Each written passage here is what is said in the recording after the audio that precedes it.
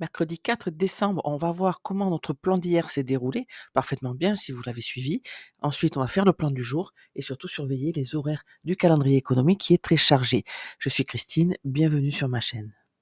Encore une fois, comment gérer ces annonces économiques quand on fait du day trading, du scalping. Donc, on va pas attendre, on va pas ne pas trader chaque fois qu'il y a des annonces. Au contraire, c'est des poules de volatilité. Ça nous plaît bien. Et on va procéder à chaque horaire. Donc là, attention, parce que à un quart d'heure près, on en a deux. Donc, quand c'est comme ça, on peut très bien avoir le deuxième effet boomerang hein, à 16 heures. Mais avant chaque annonce, on va faire ce qu'on fait avant chaque kill zone.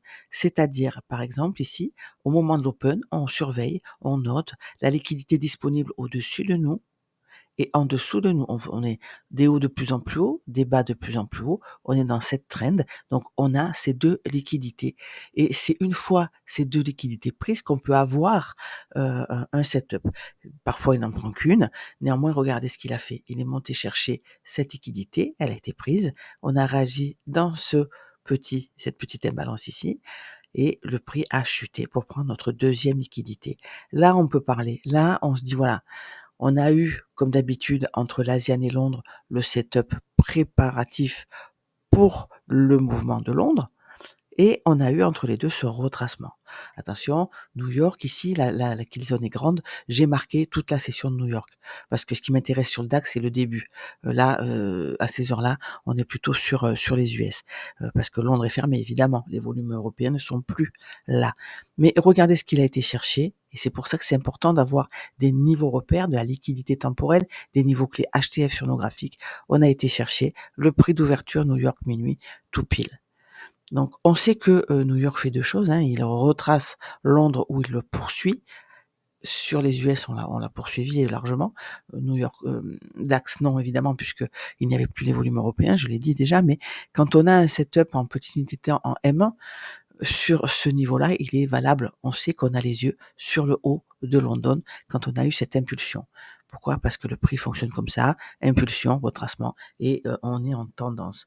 Nous, ce qu'on veut, c'est surveiller les petits ranges qu'on crée en chemin. Ça, je vous renvoie sur la vidéo sur les modèles de teneur de marché et ces ranges, quand on est haussier, on veut prendre le bas et quand on est baissier, on veut prendre le haut du range. Entre les deux, c'est dangereux, on ne sait pas combien de temps un range va durer et on sait que son point médian attire le prix comme un aimant. Encore une fois, on ne trade pas en M1, jamais. Ici, on se le permet. Pourquoi? Parce qu'on a déjà fait en amont notre analyse avec tous les niveaux notés sur le graphe. Donc, je ne reviens pas dessus, hein, c'est l'analyse d'hier. Et ici, on se rappelle que c'est notre imbalance. Au moment de l'open, ici, on avait deux imbalances HTF au-dessus et en dessous du prix, et on avait pris l'Asian Low. Cette imbalance HTF, elle est divisée en 4 quarts et pour repartir, prendre une liquidité, repartir à la hausse, moi je veux vraiment qu'on reste dans la moitié supérieure. Et là, regardez, on a eu une réaction dans le quart supérieur, donc c'était très bien avec cette impulsion haussière qui nous a ramené où? Dans l'imbalance baissière. On n'a pas réussi à clôturer sur son point médian. Donc là, le prix nous dit, j'ai pris une liquidité, j'ai une intention haussière. Attention, ce n'est pas l'heure, achetez-moi maintenant, mais si vous voulez m'acheter maintenant, faites attention à votre stop. Ne le placez pas trop bas et je vais vous le prendre. Parce que c'est ce qu'il fait le prix avant de partir, que ce soit au moment des annonces économiques, au moment des kill zones, le prix va chercher la liquidité des gens qui sont déjà en place, à part évidemment pour les swings qui sont très loin ou les stops qui sont placés de manière assez large. Donc entre la fin de la vidéo et le début de la kill zone, regardez ce qu'a fait le prix. Il est retourné, il nous a fait un setup baissier. Donc je suis à M1, pourquoi? Parce que je sais que vous aimez bien voir les moments où il faut rentrer, même si c'est vraiment pas le plus important, puisque avec des stops larges, on s'en sort et au fur et à mesure, vous affinerez vos stops, vous les réduirez et vous aurez votre propre aversion au risque qui vous fait rentrer dans des endroits où votre stop est un drawdown que vous pouvez moralement supporter sans douter de votre setup. Voilà ce que c'est l'aversion au risque. Donc on a pris la liquidité immédiate ici, on a été prendre la liquidité en dessous, on a clôturé. Donc là, on a un choc baissier, on est dans cette inversion. En vert, c'est une inversion, hein, c'est mon code couleur. Mais regardez, on ne va pas chercher cette bougie-là, on va juste se reconnecter. On va pas clôturer en dessous. Donc on s'est reconnecté et qu'est-ce qu'on fait? On ferme la première imbalance qu'on vient de créer. Parfait. Nous, ce qu'on se dit, voilà, si on continue plus bas, qu'est-ce qu'on attend? On attend que que le order block, pardon, baissier ici fonctionne et qu'il nous renvoie. Donc on va chercher notre order block et qu'est-ce qu'on demande à un order block? Une seule chose, nous renvoyer dans une imbalance et que cette imbalance fonctionne ou pas. Regardez, on a une petite imbalance ici. Hier, on m'a fait remarquer que ce n'est que quelques points, quelques pips, mais oui, c'est très précis, hein, c'est des algos, donc 0,25 pips, ça suffit. 1 point, ça suffit. On va chercher ici le haut de l'imbalance. Vous voyez qu'on ne clôture jamais en dessous de l'imbalance créée. Vous la voyez cette imbalance-là? Elle n'est pas notée, ça aurait fait trop, mais on voit très bien que la bougie 1 et 3 ne sont pas connectées. Donc on redescend, notre order block ici fonctionne une première fois et nous renvoie, comme on lui demande, dans une imbalance. Et c'est là qu'on prend une décision. Si on clôture à la baisse, qu'on la casse avec une impulsion par exemple, on ne rentre pas. Là, ce qu'on fait, on a une impulsion haussière qui nous laisse une deuxième imbalance. Première imbalance, deuxième imbalance, on sait qu'on est parti haussier. Il n'est pas l'heure encore de rentrer, on peut attendre l'open. Donc le cours nous fait son cinéma, il va chercher ici son niveau de market shift qu'on avait cassé, on va chercher cet order block ici haussier, on clôture pas en dessous et regardez la mèche de l'open, elle va chercher le plus bas ici. Le corps raconte l'histoire, la mèche fait des dégâts. Ce n'est pas de moi évidemment, c'est de ICT. Donc l'open va chercher ce niveau ici, hein, il va chercher les stops, ce qu'on disait tout à l'heure, et là, on a une impulsion qui ferme l'imbalance au-dessus. Donc on peut rentrer très bien à la clôture de la bougie.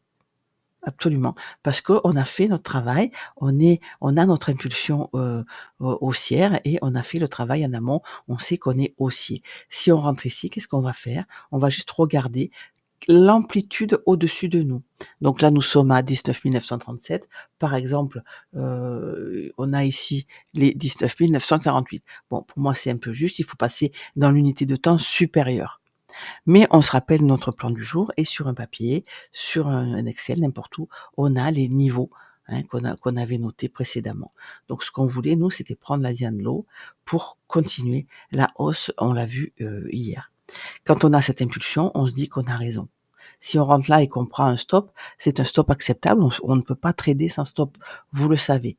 Mais l'idée, c'était d'avoir confiance dans notre plan du jour avec une preuve ici qu'on a bien une première impulsion haussière. Ici, une première intention haussière, pardon. Donc, on va chercher cette mèche à l'open. Rappelez-vous-en de ça. Oui, on a raison, mais ça, c'est typiquement des trades où on rentre ici, on met le stop là, on dit, ouais, il a été chercher mon stop avant de partir. Non, on le sait, il est génétiquement fait pour ça, le cours, pour aller chercher vos stops avant de partir. Donc, soit vous mettez des stops plus larges, soit vous attendez d'avoir une grande impulsion et d'être dans une kill zone pour rentrer. Donc là, c'est le moment le plus amusant, hein. On rentre, on a notre TP1, notre TP2, pourquoi pas notre TP3 et ensuite vient la gestion, le stress. Pour ceux qui restent toute la journée sur le graphe, c'est très stressant tout ça. Donc vraiment, accordez-vous des pauses, mais comment on gère ça? 2 traits, ça suffit. Chaque fois qu'on crée un haut comme ça, on le marque. Donc par exemple celui-là et regardez, on a créé ce haut. À partir du moment où on l'a cassé ici, quel est le point le plus bas? Le point le plus bas, ça sera celui-là. Pour passer baissier, on veut clôturer en dessous. Ici, on suit comme ça le cours et jamais, vous voyez, on est en tendance. Le cours revient juste chercher un niveau ou pas et continue sa tendance. Et c'est comme ça qu'on suit, personnellement, je suis le cours. Ici, on fait des equals, on ne casse pas, on ne clôture pas en dessous. Encore une fois, on fait un plus haut. Quand on casse ici, entre le haut qu'on a créé et le moment où on casse, on a créé ce plus bas ici. Je le laisse parce que, vous voyez, c'est des équales low. On va chercher, on va créer un plus haut. Et à ce moment-là, on a déjà un premier signe d'inversion, une imbalance d'inversion. Ça peut suffire à certains pour rentrer. Moi, j'attends il me faut toujours des confirmations. Par contre, une fois qu'on clôture ici, je vous dis toujours, hein, des fois, c'est pas grave, il part sans moi, je le récupère en route. Et ici, le prix clôture sous ce lot. À ce moment-là, là, à ce moment-là, j'ai les yeux dans la partie discount de ma trend, c'est-à-dire la partie en dessous de l'équilibrium. Je vise, si je rentre short ici, admettons que je short ici, avec un stop Ici, on a une imbalance, donc je le mettrai sur le haut de cette bougie, 2 POI au-dessus, hein. C'est-à-dire que j'ai créé cette imbalance ici et j'ai ici ce marque actif. Donc je le mettrai sur le haut de cette bougie. Néanmoins, si je rentrais ici, qu'est-ce que j'aurais comme target? J'aurais le premier, le plus haut de la veille qu'on a cassé et qui se comporte souvent comme support et résistance. Regardez, il a tenu, hein, pendant l'heure du déjeuner. Donc là, on avait possiblement ceux qui tradent la lunchbox un achat, mais regardez, on a été chercher avec l'achat ici la liquidité disponible au-dessus de nous et on a eu du mal à la casser. Pendant New York, regardez ce retracement, encore une fois, il a été chercher ce prix-là. L'ouverture de minuit à New York, c'est un aimant à prix. Et si on prend un petit peu de hauteur, donc là, on s'en fout un peu la gueule des bougies, regardez ce qu'on a. On a un BOS, on a retracé en discount, on a eu un setup d'achat sur un niveau clé et on a poursuivi le chemin. Donc, la seule chose qui peut ne pas nous faire douter, c'est de pas rester à un main comme ça au milieu et d'avoir des niveaux à atteindre. Quand on casse ici à la baisse, oui, on peut acheter, oui, on a un reversal, mais on prend des partiels, on se met à BE parce que regardez, c'était pas le bon. Et quand ici, il nous refait le coup du matin, on casse la liquidité immédiate, on se clôture en dessous, et là, on va chercher quoi? Le haut qu'on a créé pendant la lunchbox, le bas, pardon, de la lunchbox. Et une fois qu'on a atteint ce bas, on a cette impulsion baissière qui nous fait une imbalance. Donc, j'ai les yeux sur le niveau suivant. Il y a que comme ça qu'on peut gérer ces toutes petites unités de temps. C'est la même chose qu'en H4 ou en weekly même, hein, mais ça fait moins de chemin puisque forcément on a des résultats plus rapides et des setups qui s'enchaînent les uns après les autres. C'est pour ça qu'avant de passer à M1, restez quand même en M5, en M15. Habituez-vous à penser de cette façon. Sinon, vous allez douter. Et là, au milieu, vous allez avoir plein de petits stops qui font que, une fois que vous aurez le bon mouvement, soit vous aurez peur de rentrer parce que vous avez subi trop de stops, soit le TP ne suffira pas à couvrir les pertes dans la liquidité interne. Donc, encore une fois, travaillez sur vos niveaux et ça vous éviterez tous ces petits stop loss comme ça qui ruinent votre rentabilité. Donc c'est parti pour l'analyse, on est en weekly. On a placé les projections sur la dernière retracement baissier qu'on a cassé à la hausse et on a comme ça des petits niveaux, encore une fois, qui peuvent servir de confluence. On n'a plus rien au-dessus, ce sont les plus hauts historiques. Donc là, on a cassé à la hausse avec une impulsion. On cède avec ce qu'on sait faire, c'est-à-dire nos petits marqueurs là, tous les demi par rapport à notre Fibo. Donc c'est un Fibo qui est réglé comme ceci, voilà. Donc j'ai toutes les demi, j'ai tout coché, hein, je l'ai pas rempli à l'intérieur. Il y a le 1 et le 0, c'est l'endroit où je place mon Fibo et j'ai tous mes marqueurs qui s'affichent. Vous voyez qu'on n'a pas encore atteint le 1,5, mais c'est du weekly, donc il peut très bien travailler encore comme ça. Notre ouverture au-dessus de clôture est toujours valable. On n'a pas réussi à clôturer sous le gap d'ouverture début de semaine et on a cette impulsion haussière. Donc nous sommes mercredi avec toutes ces annonces. On peut très bien aujourd'hui aller faire un plus haut et avoir un reversal. Avec ces annonces, tout peut arriver. Nous voilà en H4, j'ai mis à jour le plus haut et le plus bas de la veille et l'ouverture de minuit.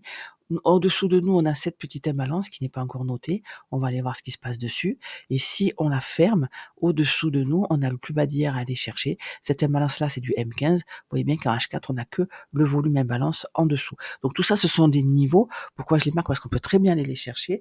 Nous, on n'oublie pas non plus qu'on a les NFP vendredi. Donc grosse salve d'annonce aujourd'hui, plus NFP vendredi. On a donc plusieurs scénarios, évidemment, qui nous viennent à l'esprit. Le premier, c'est de continuer la hausse aujourd'hui et d'avoir, pas dans les NFP, un gros reversal pour entamer une chute assez conséquente, ou bien aujourd'hui avoir comme ça un range avec on crée des plus hauts et des plus bas et vendredi être sur un plus bas avec un reversal aussi pour continuer la hausse. Donc c'est attention à ces chiffres, surveillez bien vos niveaux et n'intervenez que là-dessus. Ça va vous éviter ce qu'on a dit un peu plus tôt, tous les petits SL au milieu de vos ranges. Donc nous sommes évidemment à 8h30, j'ai marqué le 8h30, vous voyez comme ils sont proches, hein, le prix d'ouverture de minuit est de 8h30. On est toujours à l'intérieur de l'Asian. On a par contre déjà pris le plus haut d'hier, donc ça c'est souvent un signe de continuation haussière. Encore une fois, c'est une statistique, rien n'est à 100%, mais c'est une confluence. Et là, c'est l'imbalance H4 qui n'était pas noté, que j'ai rajouté avant de passer en M15. Donc On a pris ce plus haut, on a pris pardon ce plus haut ici. Quand on a pris ce plus haut, on a créé ce plus bas, Asian low et on est toujours dans cette liquidité interne. Cette imbalance haussière a été fermée, première intention, baissière. Ici, on n'avait pas laissé d'imbalance, on est juste remonté, réagir sur le plus haut d'hier. Vous voyez ces niveaux qui se comportent comme support et résistance? Pourquoi c'est important de les intégrer dans notre day trading, dans notre scalping? Parce que c'est des niveaux où ça réagit. Regardez, on a une impulsion baissière qui nous laisse une imbalance et on a cassé en dessous. Donc moi là, automatiquement, évidemment, j'ai les yeux sur mon Asian low et surtout sur le haut de cette imbalance H4. Donc, je vais avoir tendance à avoir un biais baissier jusqu'à ces niveaux-là. Je voudrais qu'on prenne le bas de l'Asian et qu'on réagisse dans l'imbalance. Un peu comme hier, on a pris le bas de l'Asian et on a eu une réaction sur le haut de l'imbalance avant de partir à la hausse. Donc, ça va être mon plan encore pour aujourd'hui. Donc, encore une fois, je ne vais pas acheter maintenant. On a un setup baissier là tout de suite. Je vais attendre d'être sur ces niveaux-là. Entre mes niveaux, je vois des setups, je vois des choses et je ne les traite pas forcément parce que ce n'est pas l'heure ou que ce n'est pas le niveau que j'attendais. Et je vous invite vraiment à faire pareil. Je reviens encore une fois sur tous les petits SL qu'on prend entre nos niveaux. Ce n'est pas grave de rater si le prix part maintenant sans nous. Il va nous laisser quoi à l'open? Il va aller chercher la liquidité immédiate au-dessus, en dessous. Il va faire une impulsion, il va nous laisser une imbalance et on va pouvoir rentrer. Il va nous laisser des traces. Mais actuellement, c'est du 50-50 et moi, j'ai horreur de cette statistique. Je ne risque pas d'argent sur du 50-50. Donc je vais me placer maintenant en configuration d'attente. Ce qui va se passer, c'est que, cette vidéo est un peu longue, mais demain, jeudi, il n'y aura pas de plan du jour et toute la journée d'aujourd'hui et de demain, je ne serai pas disponible, sur le Discord. Je vais répondre, mais sur mon téléphone. Par contre, vendredi, je serai en ligne connectée pour les NFP sur le Discord dans la room et on sera en discussion, en partage d'écran. Ça va être très intéressant. Donc, je vous souhaite un bon trading. Faites attention à à vos niveaux d'entrée. Vous pouvez revoir la partie du début, donc c'est un peu long encore une fois, mais on a vu la journée, le setup hier en M1, parce que c'est ça, je sais, qui vous intéresse. Et peut-être, je me dis, si je vous détaille encore chaque fois en M1 les entrées, vous aurez la patience d'attendre vos niveaux et de comprendre que dans un range, quand on est haussier, on prend le bas, et quand on est baissier, on prend le haut avant de partir. Et entre les deux, c'est dangereux parce que le cours nous ramène toujours sur son point médian. Bon trading et à très vite sur Discord. Je vous ai remis le lien qui était parti, le lien du Discord gratuit dans ma bio. Merci.